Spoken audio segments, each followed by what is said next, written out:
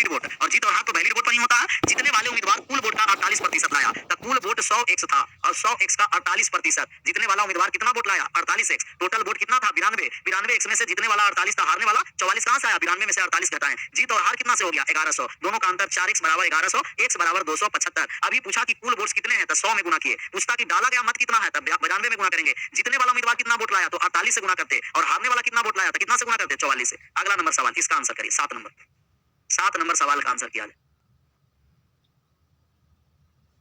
एक चुनाव में 2 उम्मीदवार थे, 10% लोग ने अपना वोट नहीं दिया, कुल डाले गए वोट का 5% अवैध हो गया। जीतने वाले उम्मीदवार वैध वोट का है, कुल वोट का नहीं है, वैध वोट का। तो वैध वोट का 50% से ज्यादा लाएगा वो जीतेगा, और 50 से कम लाएगा वो हार जाएगा। तो ये जीत गया और 1620 वोट से जीता है। कुल वोट्स की संख्या निकालना है। हम माने कुल वोट्स की संख्या कितना है? x।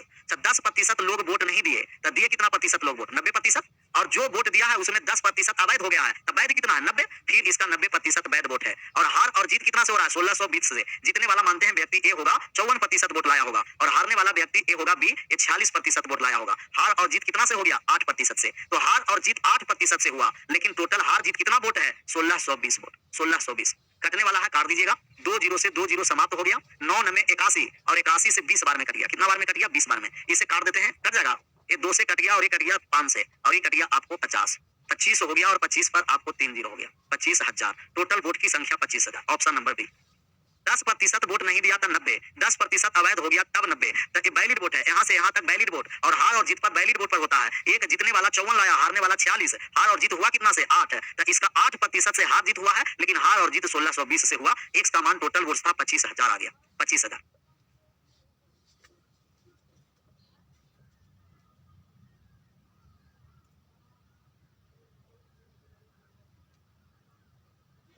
आगे बढ़ जाए। अगला नंबर सवाल 7 के बाद 8। ए और बी के आय से 30% अधिक है। ए है जो बी से आय से 30 है, तो बी की आय ए की आय से कितना कम होगा?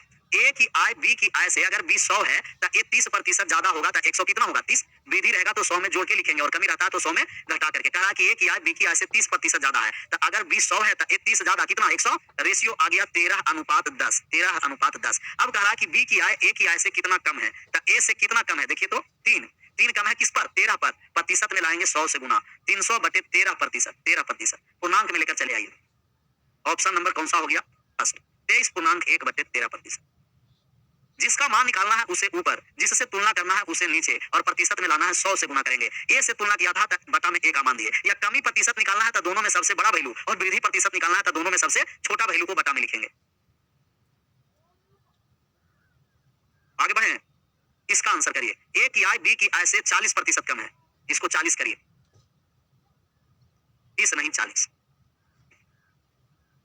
40% लेस देन। अब आपको निकालना है कि बी की आय ए की आय से कितना ज्यादा है। सबका आंसर सही आना चाहिए। निकालिए आंसर। ए की आय बी की आय से 40% कम है, मतलब अगर बी 100 है तो 40 कम हो जाएगा 60। 100 में से 40 गया, रेशियो हो गया 3:5। 3:5। अब कह रहा है आपको कि बी की आय ए की आय से कितना प्रतिशत ज्यादा है, तब बी है कितना ज्यादा? देखिए तो 2। किस पर ज्यादा है? 3 पर। प्रतिशत में लाएंगे 100 से गुना करेंगे। 66.2/3%। 66.2/3%। 66.2/3%। Option number first. 66.2/3 आया था। ऑनलाइन वाले का भी आया है, सबका फर्स्ट ऑप्शन है। आगे बढ़ जाएं। अगला नंबर सवाल।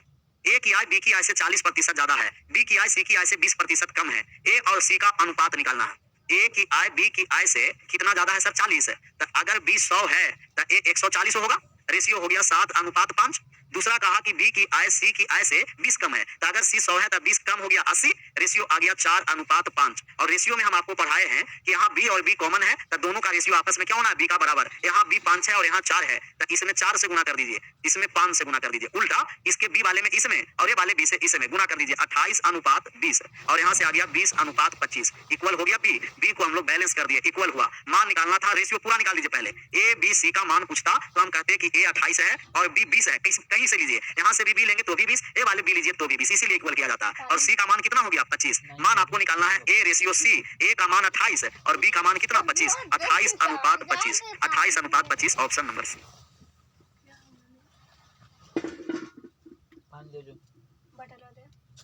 सी आ गया आंसर। सत्यनारायण भैया अभी जुड़े हैं, चालू होंगे अब, जुड़ेंगे तब ना चालू होगा। इसका आंसर किया जाए। 11 नंबर सवाल को आराम से पढ़िए।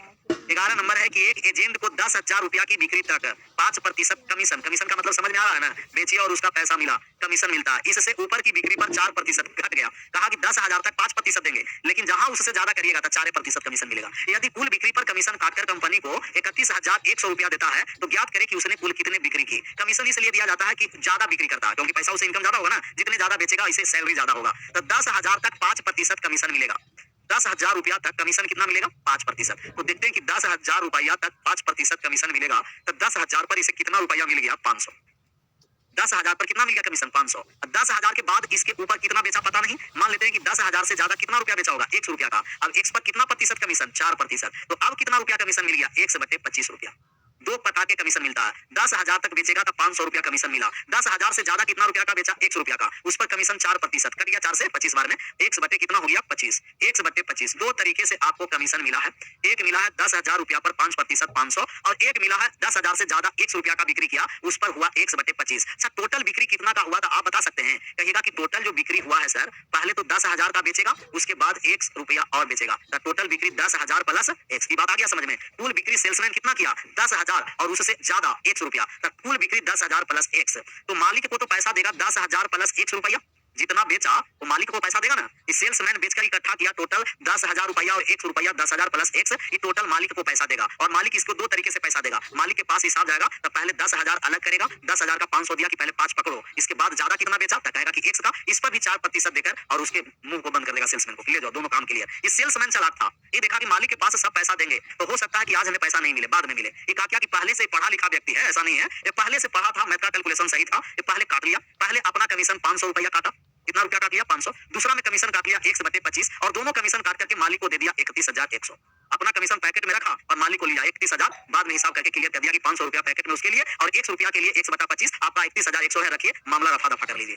कहा कि कोई बात नहीं, अब यही बताना है कि टोटल बिक्री कितना का किया है, तो 10,000 ये है और माइनस का कितना है? 500। सर 10,000 ओ साइड जाएगा तो घट जाएगा, 31,100 में से 10,000 घटेगा तो 21,000 होगा, और माइनस 500 जुड़ जाएगा तो 21,600। कोई दिक्कत हुआ? कोई बात नहीं, कोई बात नहीं, लिख देते हैं। x माइनस 1/25 बराबर 31,100 है, और 10,000 ए साइड आ जाएगा तो घट जाएगा, और माइनस वाला 500 आएगा तब प्लस का 500 हो जाएगा। 31,000 में से 10,000 गया तो 21,100 प्लस 500 कितना हो गया? तो कहिएगा आपको 21,600, और x में से 1/25 चला गया था 24, 1/25 बराबर 21,000 कितना हो गया सर? 600। 24 से कट गया 24 9 216, x बराबर 25 9 225, 22,500। 10,000 से ज्यादा बिक्री 22,500 किया, और 22,500 आंसर करके नहीं आ जाना है, पूछा गया है आपको टोटल बिक्री। अभी 22,500 ऑप्शन में नहीं है, लेकिन रहना चाहिए 22,500। टोटल बिक्री पूछा तो हम कहेंगे कि कुल बिक्री तो 10,000 पहले बेचा था सर, और x का मान कितना हो गया? 22,500, तब 32,500 हो गया। कितना हो गया? 32,500। 32,500 टोटल बिक्री किया था सेल्समैन ने, टोटल 32,500 का बिक्री किया। छाप लीजिए ऑप्शन नंबर डी।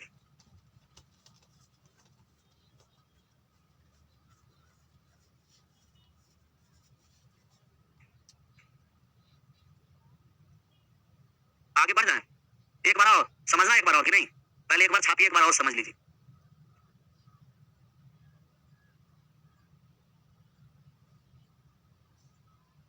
हाँ इतना करना पड़ेगा ना, इसमें समीकरण बनाना ही है, ऐसा नहीं कि डायरेक्ट सब। अगर सब सवाल देखिए सेकंड 2 सेकंड में बन जाता तो इतना समय कहा देता, वही 1 सेकंड 2 सेकंड के हिसाब से कहता 15 मिनट में समाप्त एग्जाम। सबका अपना अपना समय होता है, कोई कोई सवाल है जो 2 सेकंड में बन जाएगा, कोई 10 सेकंड में, कोई 2 मिनट में, कोई 5 मिनट में, कोई 10 मिनट लगेगा। कोई ऐसा सवाल है कि एग्जाम में बनेगा नहीं, पूरा समय दीजिएगा। कोई ऐसा सवाल है कि एग्जाम के बाद पूरा जिंदगी नहीं बनेगा, जब तक नहीं किसी पूछेगा, लेकिन पूछने के बाद लगेगा ओ ऐसा ही बनता था। तो एग्जाम में 0.5 में क्या जोड़ेंगे कि दशमलव क्या हो जाएगा? 5 पैसा, ऐसे भी सोच सकते हैं। पर 4% कमीशन, x बटे कितना हो गया? 25, 1/25। इसमें 10,000 प्लस x का बिक्री किया, जितना बिक्री किया 500 कमीशन लिया, और 1/25 दोनों कमीशन को छाटने के बाद मालिक को दे दिया कितना? 31,100, x का मान 22,500, 10,000 से एक्स्ट्रा बिक्री x किया था, x का मान 22,500 प्लस 10,000, 32,500, कितना? 32 हो गया, 32.5। ये आय कर का दर, रहने वाला समझ लीजिए 12 इसके बाद। आय कर की दर 19% से बढ़कर वास्तविक आय 1% कम हो जाती है, तो आयकर की दर क्या है? इनकम टैक्स निकालना। अच्छा इनकम टैक्स आपको होता है टोटल इनकम पर निकाला जाता है। अच्छा टोटल इनकम में ये जो आपको टोटल इनकम है, ये टोटल इनकम अलग होता है सर, और नेट इनकम अलग होता है, पता है ना? इकोनॉमिक्स के बारे में थोड़ा मोड़ा पता होना चाहिए। टोटल इनकम की जो आपको ग्रोथ सैलरी है, और नेट इनकम का मतलब कि टैक्स वगैरह छाट के जो आपको पैसा आया वो क्या हो गया? Net income. सर आप देखते हैं कौन बनेगा करोड़पति, ये सब है बनता है ना, तो 1 करोड़ रुपया उसे नहीं मिलेगा, 1 करोड़ तो उसको नेट इनकम था, सॉरी टोटल इनकम था। 1 करोड़ रुपया है, इसमें टैक्स छाटा और टैक्स छाट करके दिया, वही क्या होता है? नेट इनकम होता है। तो ये आपको ग्रॉस सैलरी है। आगे जाइएगा जॉब में तो आपका वहां से भी टैक्स कट करके आएगा, और वहां तो टैक्स बहुत सारा कटता है, पीएफ भी काटेगा और काट करके जो आपका पैसा मिलेगा उसमें क्या होता है? Net income. तो ये टोटल इनकम जो होता है, टोटल इनकम में आपको नेट इनकम प्लस क्या हो जाता है? Net income plus tax, net income plus tax. Tax और नेट इनकम को जोड़ देंगे तब टोटल इनकम। अच्छा, टैक्स नेट इनकम पर नहीं लिया जाता, टैक्स क्या लिया जाता? टोटल इनकम पर। अगर मान लिया जाए कि आप लोग का सैलरी 30,000 है, कितना है?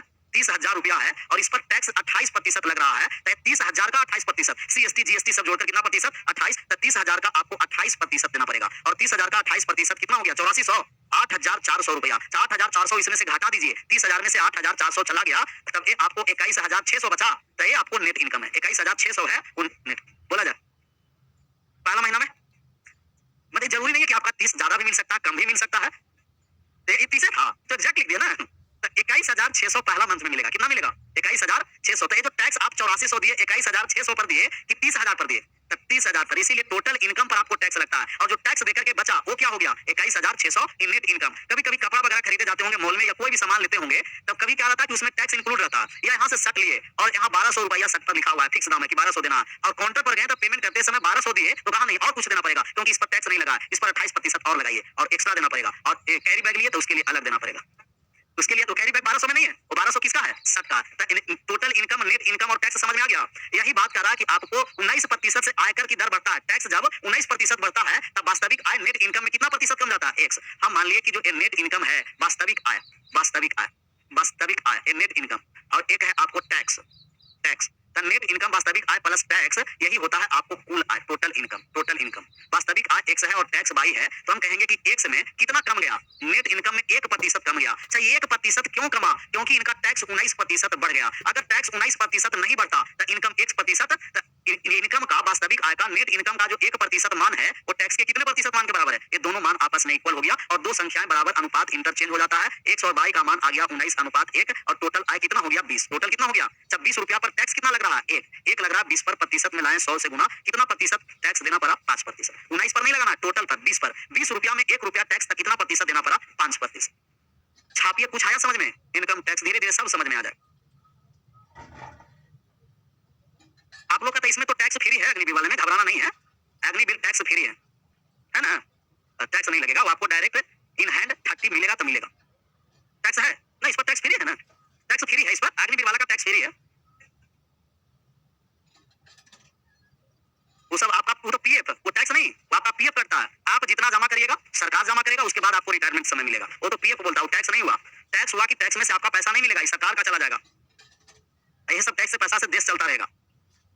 जैसे रोड बनाना है, कोई और टेंडर हो गया, सब टैक्स वाले से। आयकर की दर 23%, इसका आंसर करिए, आज का लास्ट सवाल है। 23% आयकर की दर बढ़ जाती है तो वास्तविक आय 2% कम हो जाती है। आयकर की दर टैक्स निकालना, तो आप कहिएगा कि टोटल नेट इनकम x है, और एक वास्तविक आय में 2% की कमी, और टोटल आपको आयकर टैक्स में 23% की वृद्धि इक्वल है। प्रतिशत से प्रतिशत कम गया, दो संख्या कट गया, दो संख्या बराबर, अनुपात इंटरचेंज, ये जो आपको टोटल इनकम हो गया, आई का मतलब टोटल इनकम 25। 25 रुपया पर कितना रुपया ब्याज दे रहे हैं? टैक्स दे रहे हैं 2 रुपया टैक्स दिए 25 पर, प्रतिशत में लाए 100 से गुना, कितना प्रतिशत हो गया? 8।